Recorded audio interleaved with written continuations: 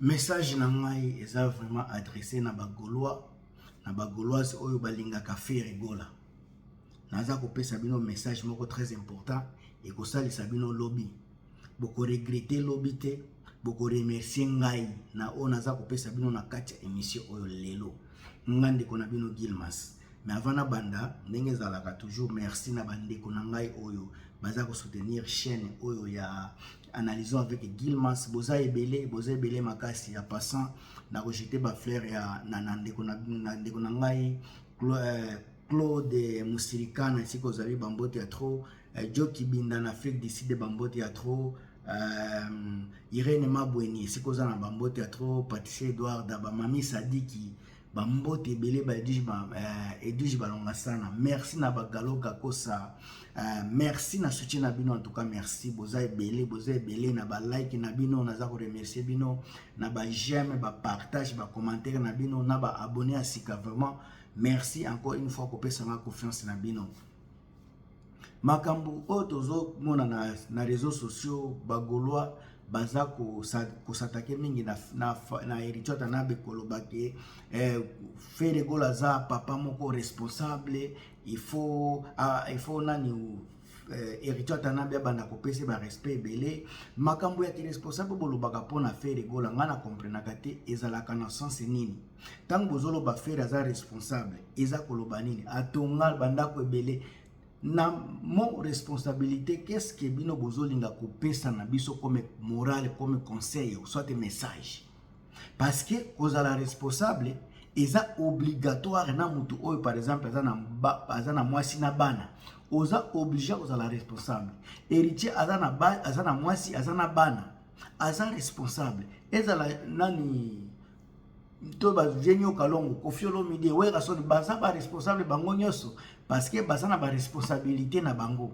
baza na ba orchestre donc baza déjà responsable ya orchestre na ba musiciens baza na kati ya orchestre na bango nazo na ndimite ke ndenge bozolo bela faire za papa moko responsable ya ngonde eko diminuer valeur ya la team ou bien ya F victime bande ko ngai tango tozolo bela makambo ya responsabilité tozwaka yango au vrai sens du mot parce que mutu nyonso na yo mutu ozotalanga ozana bana ozana mwasi na ndako tozana mobile ozana bana oza déjà na responsabilité ba facture ofutaka eza responsabilité mobimba oyo ozana ngo kofuta ndako donc makambo wana nyonso tango oza ko réussir ko sala ba devoir na yo attaque soit maman attaque soit papa ou bien jeune oyo afutaka ba facture na ye ozana mutu kano par exemple ozana ndako no fukumbaka oza responsable ozana ba responsabilité na yo oyo eza ko faire yo responsable.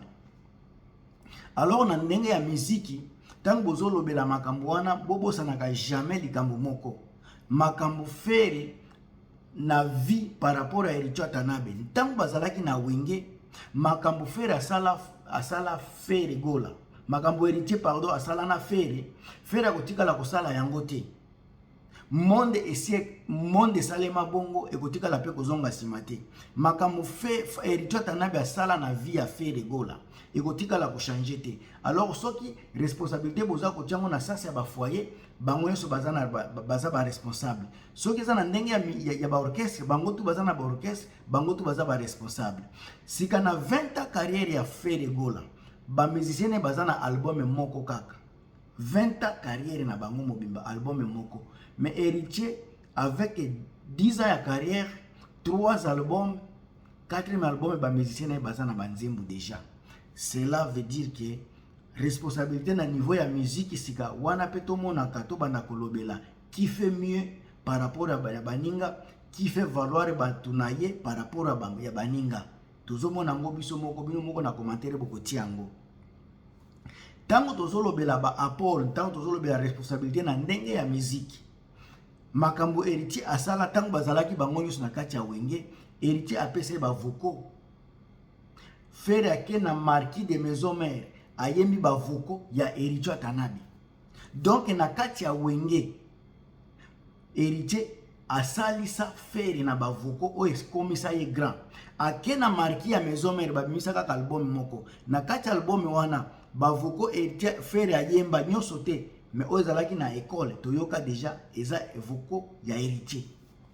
Sika ntango bozolobela impact ya musique, impact ya responsabilité, Frère azalaki yaya ya Fally, yaya ya Fally pe yaya ya Héritier Watanabe. Mais frère oyo azalaki yaya azalaki na difficulté ya kopesa leki musique bavoko po amata, mais leki aza koleisa mukolo.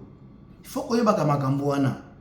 Na kati ya maison mère, Héritier Watanabe mwana muke oyo aza censé kozala protégé par ba mikolo, ba chef d'orchestre, mais ye mutu azalaki ko protéger ba chef d'orchestre.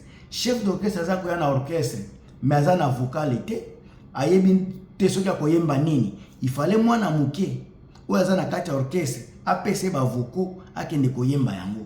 Ebimisi pe ye grand. Sika qui a commencé à être responsable déjà na tango wana. Héritier il a été responsable musicalement avant faire parce que abandaki déjà ko fournir aza ko laisser faire na ba voko oyo lelo et komisa ye grand. Mais na wenge wana nano toyoka te ke héritier akabela faire nani faire akabela héritier voko ou bien asala boye na boye po héritier mata. Mais faire mutu azalaki déjà likolo, mais héritier azali ko leisa ye alesi apesi ba voko po amata. Responsabilité ya mwana. Tango bozolo ba faire aza responsable, papa mumba aza na responsabilité. Kobosa na teke responsabilité ezaka kabino bagola bozomona. Biso to mona kamakambo na kimulai na kimunene nango. Soki vraiment bolobaka faire aza responsable. Aza soki ndenge nini? Mwana na ye oyo ya liboso oyo tuko alikaki na ba Grèce yawa. Po asili sa classe. Na ki responsabilité obino boza koloba. Faire a été incapable ya kufutela mwana classe. Faire a été incapable ya ko sala suivi ya école ya mwana wana. Boyebi bien mutu afutele na ba Minerval ya po asili sa classe. Héritier Watanabe. Pour assurer sa classe, Héritier Watanabe falaki à intervenir. Sika, qui est responsable entre bango mibale? Qui est responsable entre bango mibale? Mutu oyo aza ko salisa mutu moko boye pour assurer sa classe parce que mutu wana aza incapable ko éduquer mwana, aza incapable ko futile mwana na classe, aza incapable ko sala suivi ya école ya mwana. Mais mwana muke moko boye ya héritier oyo apesa yo ba voko ayepe konini ko salisa mwana na yo na makambo ya classe. Ndeko na ngai nga nasalaka analyse ya musuni, analyse ya bien. Bopesa nga sika na kati ya commentaire nani nde aza responsable koleka muninga. Parce que onga nazomona ngai nakoki komikosa. Oyo héritier asala na vie ya Fere nano asali yango te na vie ya héritier. Héritier côté musique apesa ye ba voko ti alongwe ake ko yemba pe ba voko ngo kaka libanda ya orchestre ya wenge maison mère. O bozolo baza responsable mwana na ezalaki incapable ko sili sa classe. Baza ko bengana ye Fere aboy ko futele Minerval. O bozolo baza responsable.